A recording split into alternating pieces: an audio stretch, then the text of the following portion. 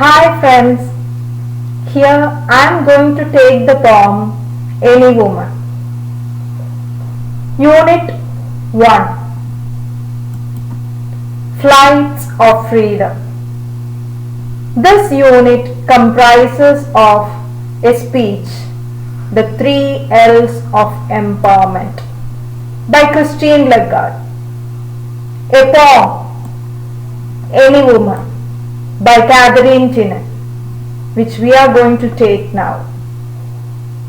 Then there is Matchbox, a short story by Asha Purna Devi, and an anecdote, Horagallu, written by Sudha Murthy.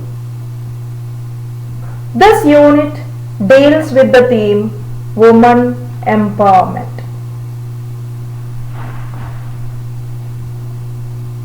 From the speech, The Three L's of Empowerment, we have already got a very clear picture on the constraints or limitations imposed on the freedom of women in our society. Their wings of talent are ruthlessly cut down by this male-dominated society. Why?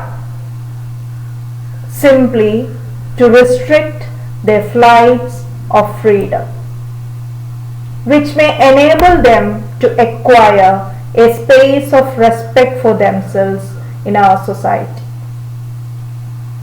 The speech by Christine Lagarde leaves a note of reminder in our minds that we have miles to go to achieve the goal of woman empowerment.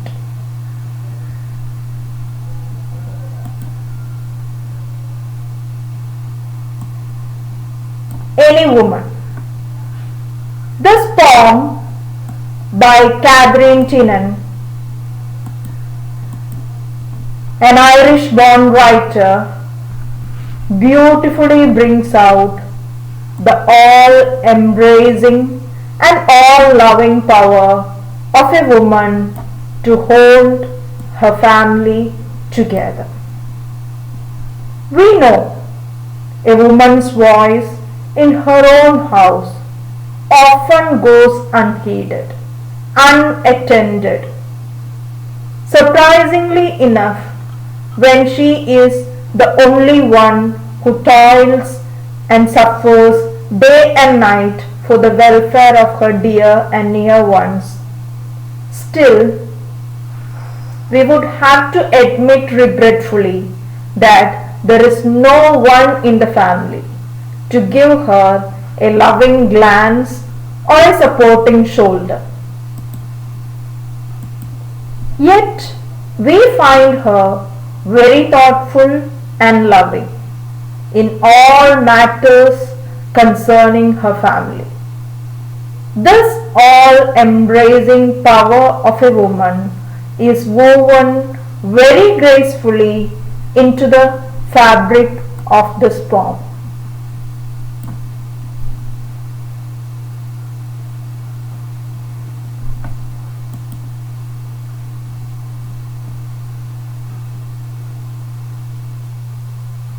Now let's look into the poem.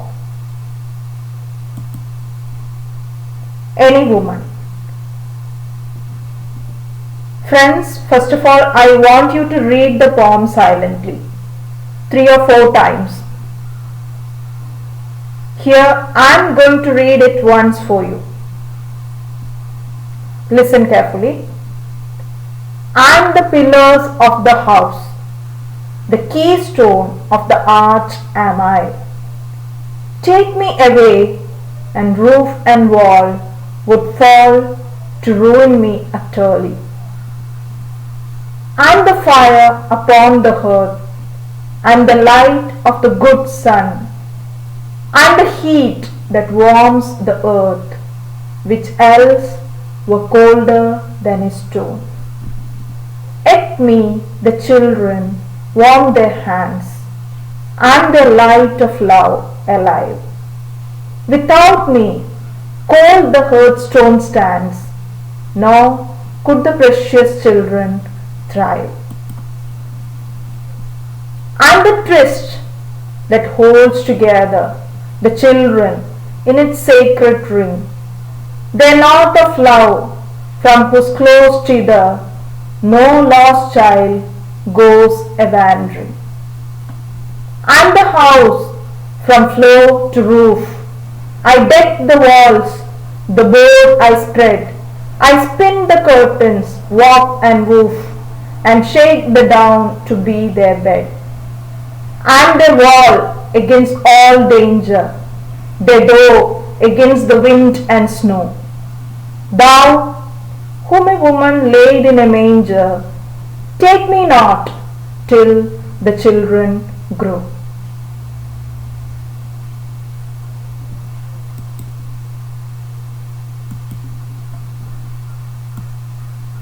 Any woman is the title of this poem, and it suggests it could be any woman in any family.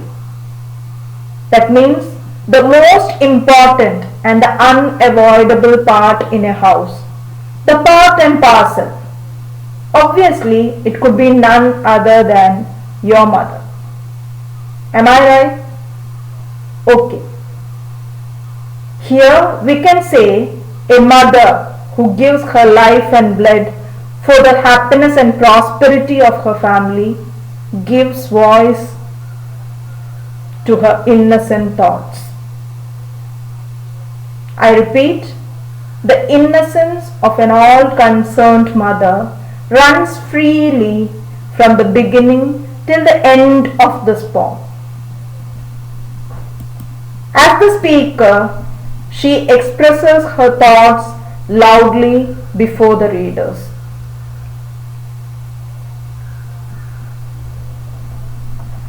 Now let's move into the poem and look at the different stanzas. First, let us look at the first stanza. Here it is. And the pillars of the house, the keystone of the arch am I. Take me away, and roof and wall would fall to ruin me utterly. Here, the speaker, that is the mother, proclaims her space in her family. She declares she is the pivot. She is the center around which the entire family rotates. In the first line, and the pillars of the house, you can see the poetic device used is metaphor. You will see this poem abounds with a flurry of metaphors. But in this class, I would focus only on the idea expressed in this poem. Once again, look at the first line. And the pillars of the house. Here, the mother identifies herself with the pillars in the house. We can see the picture of a pillar. Here it is. Like a pillar provides strength and support to a house or building, the mother in a family too becomes the pillar of strength and support for her family.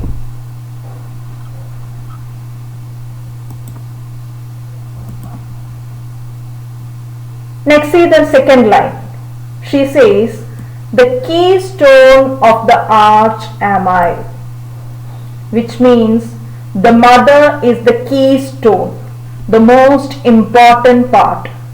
She is the central part of everything in the house. As we know, a stone arch gains its stability from the placement of the keystone. You can see the picture of the arch here. The arch which gains its stability from the placement of the keystone. Likewise, the mother is the only person upon whom everything else in the house depends. Thus, she forms the central cohesive source of support and stability for her family.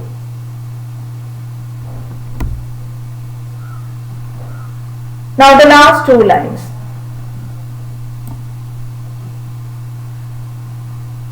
These two lines tell us when the keystone or the most important stone is taken away or removed, it would lead to the destruction or ruin of the house. It's quite natural. The house would collapse or fall down. In the same manner, if the all-embracing love of the mother is absent inside a house, or if her physical presence is restricted in the house, you can imagine, you can think about it. The whole house will collapse down completely, utterly. It will be destroyed forever without any chance for reformation. The speaker, that is the mother, emphasizes here that a house without her cannot flourish. So I think I have made the first stanza clear to you.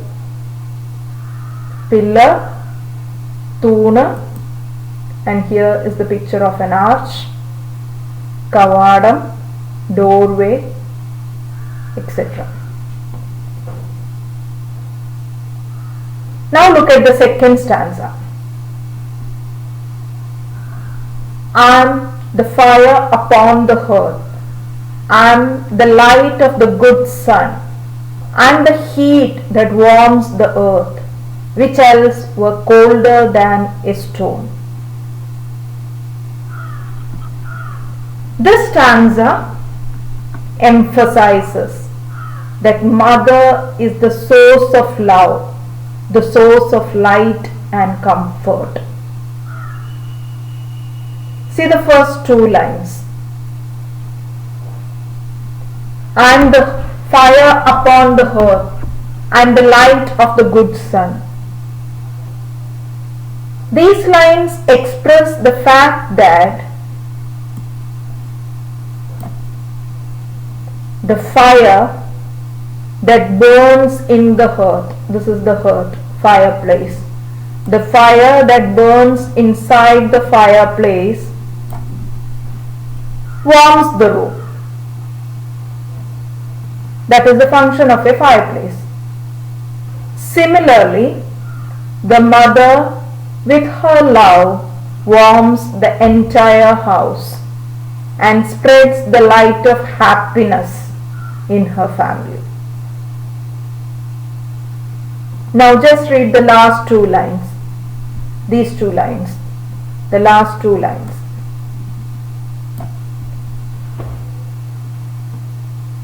What do you understand? Okay, let me ask you. Can you imagine an existence on earth without the light from the sun? Can you?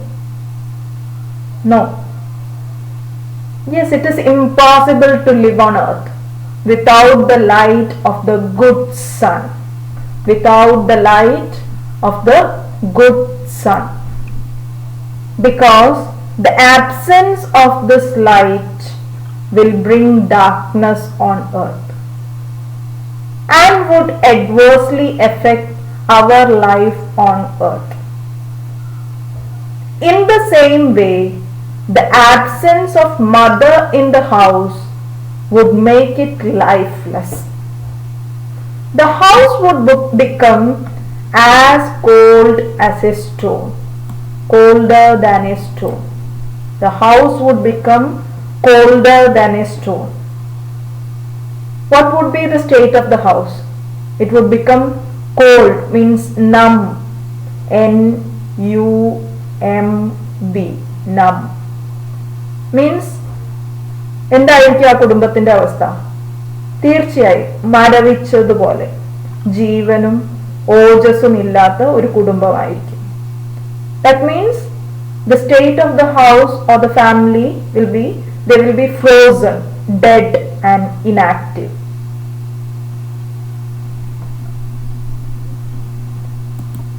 So from these lines we can understand a mother has a prime role in the development of her children.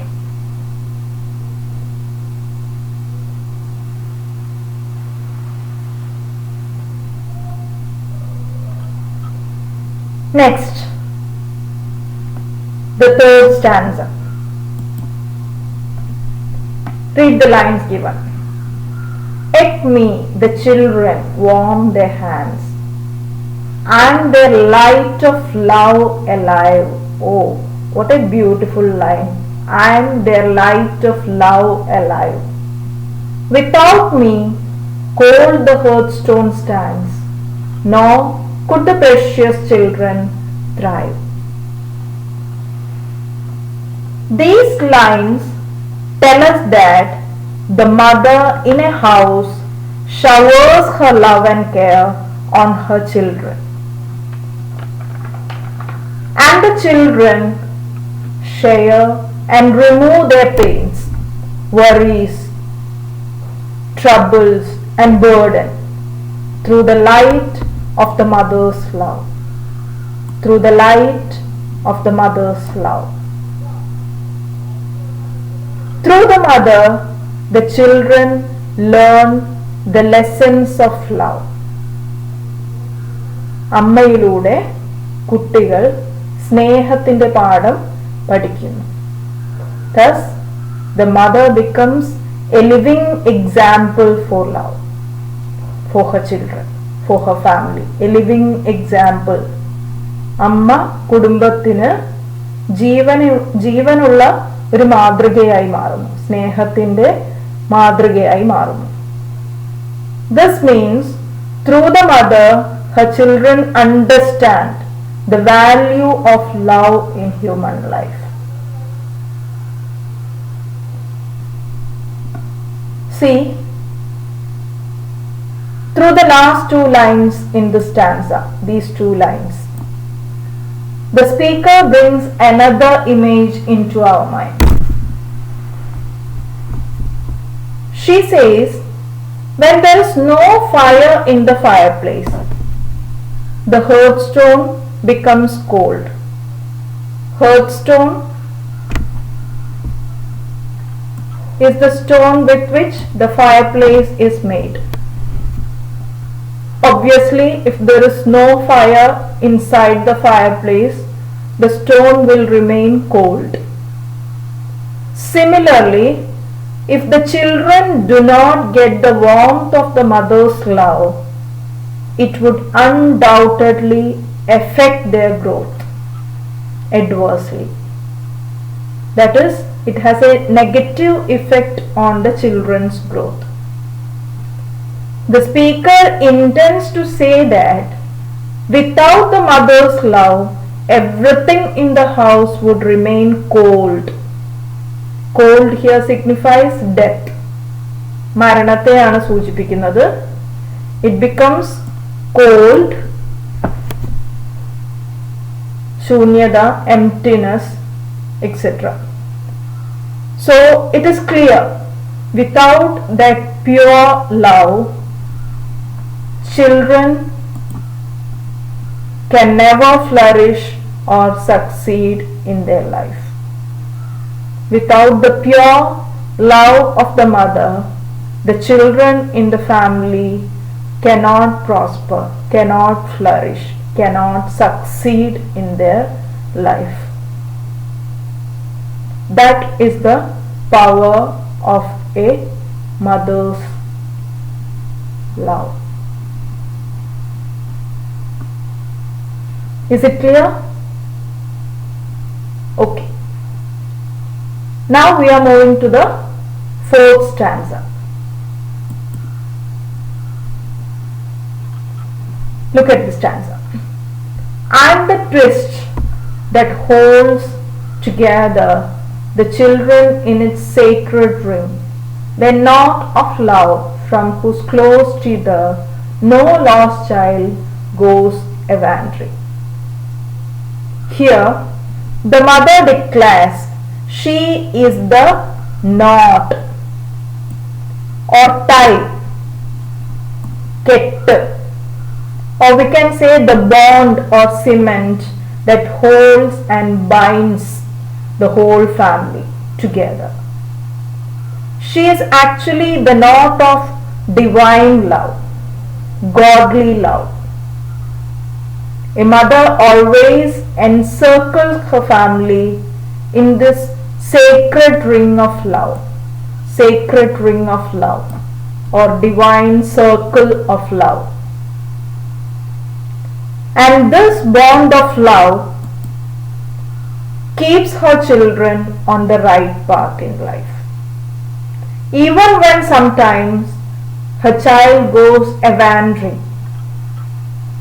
This means even when the child is misled into wrong path, at some point of life, there is absolutely nothing to worry about. This is because the good upbringing and training children acquire from their mother help them to correct their mistakes and perfect their path in love and perfect their path in life. Hence, the sacred bond of love keep the children perfectly close to their family. I hope the idea is clear. Next, the fifth stanza. Here it is. Let's read it once. I'm the house from floor to roof. I deck the walls, the board I spread. I spin the curtains, warp and woof, and shake the down to be their bed. This stanza, as you have seen, highlights the endless work of a mother in the house, day in and day out. That is from morning to night. She is present everywhere in the house. She seems to be a moving home within the house. She acts as a bigger home within the four-walled house. And therefore, there is no corner in the house without the touch and feel of the mother.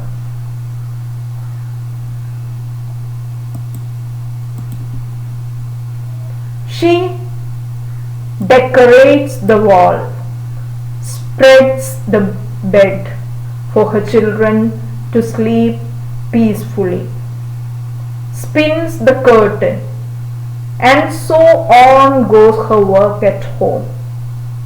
Thus, through her selfless and protective attitude, she makes her presence felt everywhere inside the house, from top to bottom, from head to foot, from floor to roof, everywhere.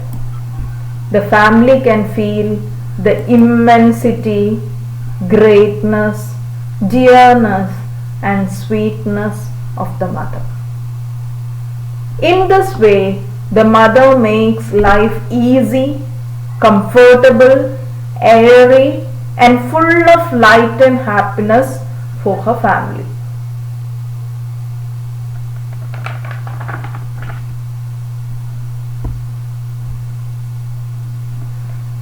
Now we are moving to the concluding stanza, the sixth stanza. I'm their wall against all danger, their door against the wind and snow. Thou, whom a woman laid in a manger, take me not till the children grow.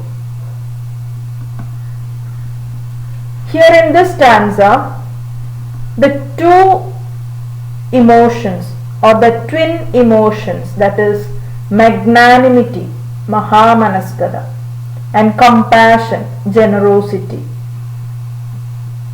related with motherhood, pours out seamlessly in this stanza.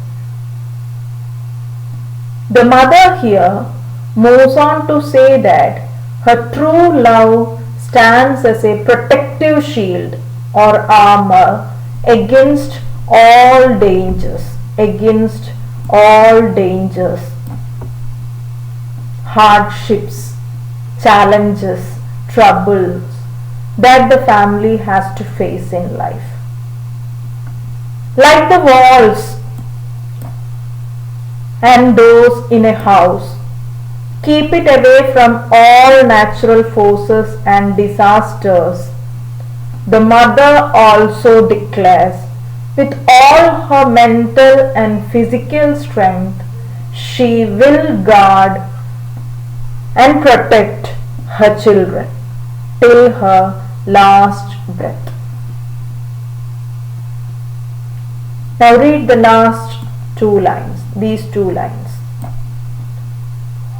Thou whom a woman laid in a manger, take me not till the children grow. These two lines take the poem to a different level of appeal. The poem Any Woman begins with an emphatic assertion by the mother, but it ends in an earnest appeal, an earnest request. And the appeal here is a prayer to God by the poor mother, by the innocent mother. Here the speaker remembers the selfless love of Mother Mary. Here in this line, the third line, a woman refers to Mother Mary, the mother of Lord Jesus Christ. Here, the speaker reminds Jesus Christ. What does she remind? The mother reminds Jesus Christ that he was given birth in a manger. Given birth in a manger.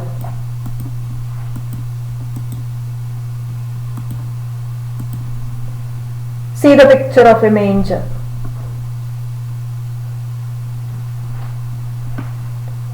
So, Jesus Christ was given birth in a manger by Mother Mary.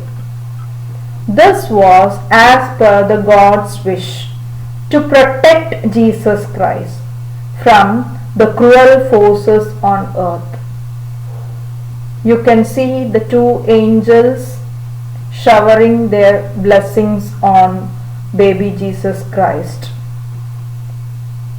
The reference you can find in Bible.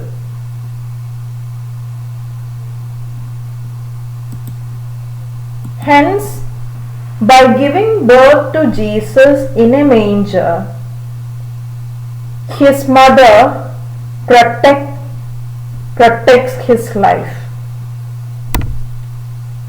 Like Mother Mary, the speaker in this poem also wishes to protect her children. She wishes to see her children stand on their own feet and thrive on their talents. She doesn't want to leave this world until then. That is, the mother doesn't want to die until her children are well settled in life. Until then, she would wish to stand by their side. Now let's see the last line of the poem. Take me not till the children grow. This line is the mother's prayer to God. She asks the Almighty God to be merciful enough not to take her away from this world until her children grow up. The mother prays to God, "O God, please be merciful enough. Please show mercy on me. Don't take me away from this world until my children grow up to become self-reliant." This is the only blessing she needs from the Almighty God, nothing for herself.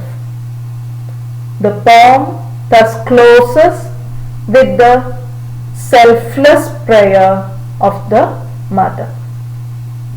The magnanimity, compassion, and dearness of a mother we can see these emotions melting into the soul of this poem and makes this poem really, really appealing enough.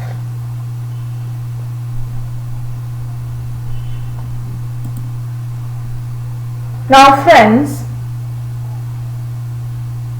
we have gone through the whole poem. Don't you think the poem poses certain serious questions to be addressed by our society? The main three questions that arise in our minds are: do women in our society enjoy real freedom?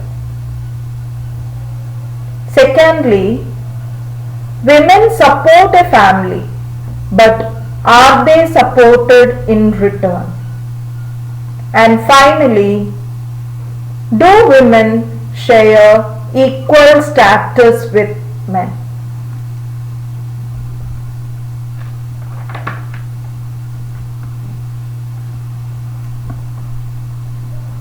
Our understanding of this poem tells us that the status, support, and space occupied by a woman in her family need to be redefined. And this poem, Any Woman, serves as a medium to open the blindfolded eyes of our society, release those stereotypic thoughts against women, and thereby enable the society to think reasonably and understand that woman is an inevitable force in a family and society. She has every right to partake in all activities and decisions related to her family.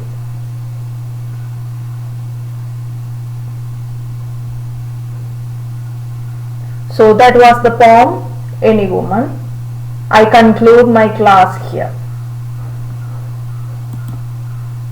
Friends, I think I have explained every important areas related to this poem, and you all might have found it easy to understand. Now it's time to wind up. Thank you.